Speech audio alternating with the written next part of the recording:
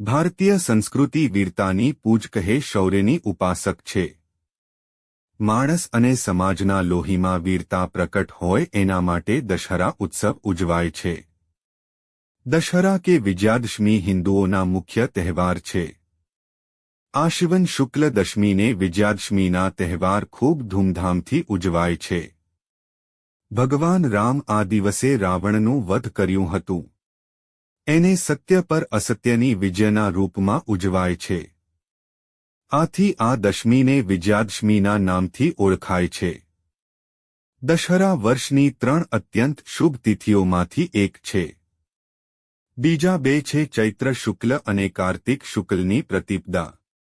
આ દિવસે લોકો નવા કાર્ય આરંભ કરે છે, શાસ્ત્રની પૂજા કરે છે. પ્રાચીન કાળમાં લોકો આ દિવસે વિજયની પ્રાર્થના કરી રણયાત્રા માટે પ્રસ્થાન કરતા હતા. દશહરાના પર્વ 10 પ્રકારના પાપો કામ, ક્રોધ, લોભ, મોહ, મદ, અહંકાર, આત્સ્ય, હિંસા અને ચોરી જેવા અવગુણોને મૂકવાની પ્રેરણા આપે છે. દશહરાને કૃષિ ઉત્સવ રીતે પણ ઉજવાય છે. જ્યારે ખેડૂત પાક અનાજરૂપી સંપત્તિ ઘરે લાવે છે તો એની ઉલ્લાસ અને ઉમંગના ઠેકાણું નહીં રહે છે. આ પ્રસન્નતાને અવસર પર એ ભગવાનની કૃપા માનતા અને એના પ્રકટ કરવા માટે પૂજન કરે છે. આથી કેટલાક લોકો માટે આ રણયાત્રાના ધોતક હે કારણ કે દશહરા સમયે વર્ષા સમાપ્ત થઈ જાય છે.